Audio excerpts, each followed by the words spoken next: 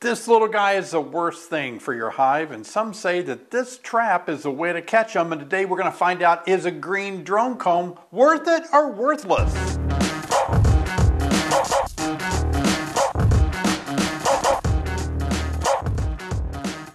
Hey everybody, in case you're clueless in beekeeping about the Varroa destructor mite, and if you don't know about the green drone comb, well, today I'm going to inform you of how these traps are used to catch these mites. They're of course a lot smaller, but as I've told you before in other videos, this is about how big the mite is on a honeybee, and they vector or carry or transmit a lot of different viruses and diseases to make bees sick and even kill honeybees. So today we want to talk about whether or not this green drone comb is really worth it. How effective is it? Before we do that, I want you to know that right now I am under a winter storm warning and my bees out there are getting pounded. Oh, let's go. Let's take a look. You can see the snow piling up on the picnic table from today's snow. More snow coming in tomorrow. So we've got, I don't know, maybe 3 or 4 inches today and more snow coming in. Our temperature yesterday got up to about 52, 53. I had to literally come out here and open up the hives.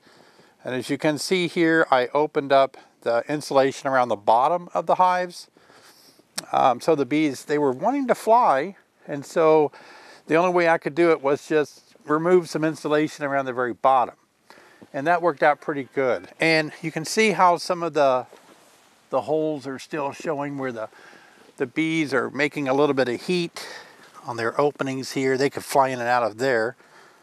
There's one bee. And look how this opening here has the snow is melted away where the heat's coming out of the hive. Not so much down here though. And I'll cover this back up, but ooh, there's a bee. Wow. Somebody asked me about this particular type of insulation if it gets wet. And yesterday we actually had it rain a little bit before it turned cold. I'm going to put some snow back on there so the bees don't come out. There we go. So I thought I'd feel of it and see if it feels wet. So let's look at this little hive here. It's not really wet. It's kind of more frozen than anything. But I've never had a problem with this insulation. I've used it for years. I've never had a problem with it getting too wet for me. Well, you know, it's supposed to be more snow tomorrow, more cold weather. Winter. Spring is coming. Well, speaking of spring, this beautiful green colored frame here is called a green drone comb. And as many of you know that if you followed me, I oftentimes suggest that you use this in combination with other things to help control your mites. Now, this is called a green drone comb for 2 reasons. Number 1, it's green. Number 2, these cells are drone-sized cells. That means as the bees draw the wax out and make comb on this frame, that the queen is going to go through there and measure with her front legs the distance between the cell walls, and she'll determine that they're drone cells, so she won't fertilize those eggs when she lays her eggs, and those eggs, since they're not fertilized, are going to be drones. Now, how does all this work? The mite, which is much smaller than this, very, very smaller, you can't really see it with your eyes.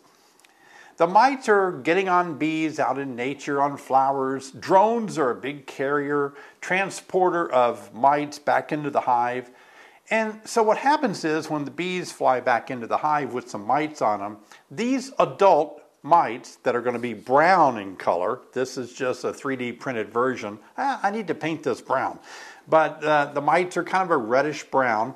They're going to come back into the hive on the backs of other bees. And when they get in here, the science says that these mites have the ability, we think, to detect when a larva is about ready to be capped over, and when they are, these mites will jump down into these cells. Now, why do mites prefer the green drone comb? We believe the mites prefer drone cells because they have a longer period of development. So we believe that these mites prefer this longer period because these female foundress mites will jump down into these cells, lay her offspring. First one is a male, and the rest, maybe 2 or 3, are females. The male actually reproduces with his sisters to fertilize the new mites that are young mites. And so when the drone begins to emerge out of their cells, the foundress mite usually leaves, as well as 2 to 3 more mites that are now fertilized, ready to do the same thing in other cells. So since we have this green drone comb, the technique is that when the queen lays these unfertilized eggs here, and when the mite jumps in there to lay her offspring in these cells, that just before the drones emerge, we take this out, we put it in a freezer. You want to take out the wedding cake that you're probably never going to eat. You've been married so long. And you put this in your freezer instead, and you freeze it for a day or 2. Now this kills all the mites that are on those drones. These are drone pupa. It's drone comb. A little bit of honey at the top, but you can see this has been in the freezer for a while. It's still cold. I just took it out. And so I like to remove it from the colony once it's pretty much capped over. This was taken out a little bit early, but that's okay. So we are assuming there are mites that are below the capped cells of these drones, and you can see some of the drone here. This is what it looks like once your bees draw the comb out on the green drone comb, and then once the queen lays the unfertilized drone eggs, they mature, they pupate, and once they're about, mostly capped over, you want to take it out and put it in your freezer for 2 days and let that kill all your mites. Now back in the hive you took it out of, be sure to put a spare frame. Maybe you'll have an extra green drone comb. You can put it in the same place where you removed this one and let them begin to draw this out, eventually having 2 that you can cycle, one in the freezer, one being laid on. And that works out really well. You're not rushed to put it back in. If you take this out and don't fill that space up in the hive, the bees will put comb in that space and attach it to your top cover or your inner cover, and it'll be messy. So be sure to always put something in the place of this green drone comb when you take it out to freeze it for 2 days. Now, after it comes out of the freezer like this one, it's very cold, it's frozen. I usually put it right back in the hive, just in like this, in its frozen state. There's no need for me to open up anything. The bees will clean this out themselves, and then they'll clean it up. The queen will lay additional eggs after it's been cleaned of drones. You keep repeating this every 3 or 4 weeks. Very good way to capture mites, because under the capped cells, you may possibly get 2 to 3 to 4 mites that are going in there, because that's where mites reproduce.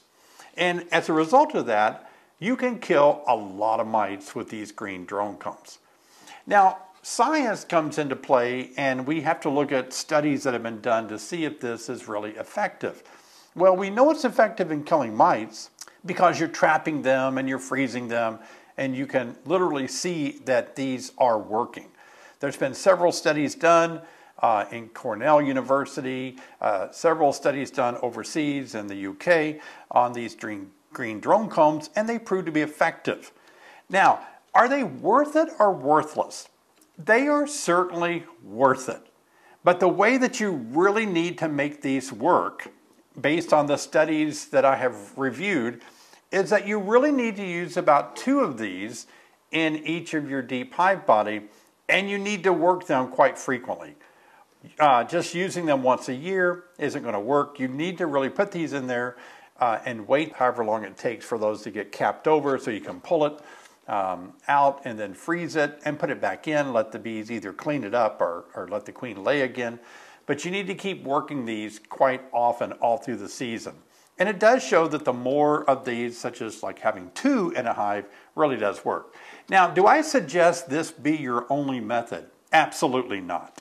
I don't think this alone is going to really help you keep mites under control. I think you need to use all other things that you are willing to use for mite control. And what I mean by that is some of you are wanting to do it naturally. You don't maybe want to use chemicals. I totally get that. Chemicals have a bad name. They have a bad reputation. Any chemicals that we use, they're called chemicals, and we kind of are uneasy about chemicals in the hive.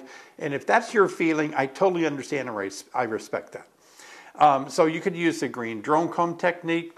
You can also use powdered sugar, which other studies have shown powdered sugar does reduce mites. But again, powdered sugar alone will not work. And probably powdered sugar with a green drone comb won't be what you need either. It's not going to be enough. It's going to reduce them. But you're going to have to be really diligent in treating your hives with powdered sugar. That'd be another future video. But the powdered sugar, again, that works, but only if you use it quite often and stay with it. I also suggest for mite control is that you break the queen's brood cycle. I think that's a good thing to do. Once your colony is established, they're very large and healthy. It is good to break the queen's brood cycle because that will break the mite's brood cycle. And I don't really suggest you do that much until you get into July. Maybe do it for 7 days in July, 7 days in August, 7 days in September, and that will help you reduce mites from building up during those crucial months when the bee population starts to go down a little, but the mite population, their generations start to go up quite a bit. Now, many of you keep asking me, what method do you use or suggest for mite control? And I really don't want to suggest one particular solitary, only do it this way method. Because I understand that many of you have different philosophies on treating your mites, whether you're going to use chemicals or not. And let's face it, there are a lot of chemicals and treatments available today, acids and such, that are probably more seasonal. They're more related to your climate. And so I don't want to suggest one, because if I suggest only one, it may not really be something that you want to use where you live because of your temperature or your climate, and then you will feel like you can't use anything else. So that's why I don't want to suggest one. I will say that oxalic acid, it's oftentimes abbreviated OA, works really well. A lot of you use vapor, you vaporize your hives with OA, and that is very effective. And by the way, I want to answer the question, can you vaporize your hive in the wintertime? Several of you have asked me that. Is it okay to do that in the wintertime?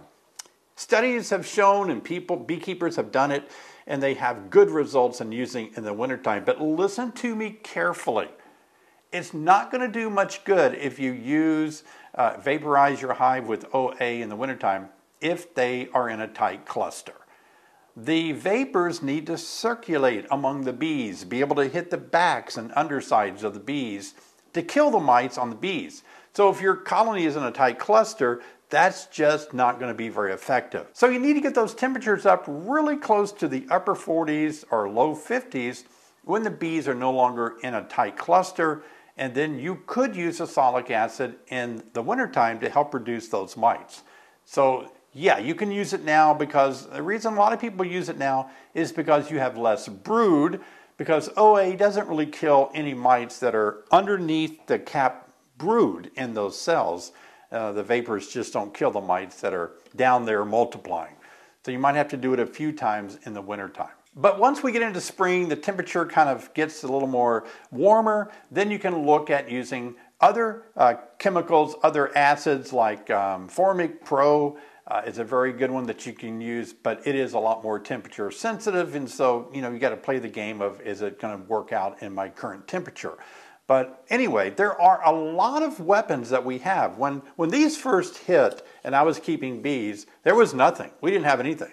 But now we do have a lot of arsenals up our sleeve. And there are a lot others like Apigard, Apilife. There's a lot of different chemicals that you need to research on your own and decide which one is going to work best for you killing mites.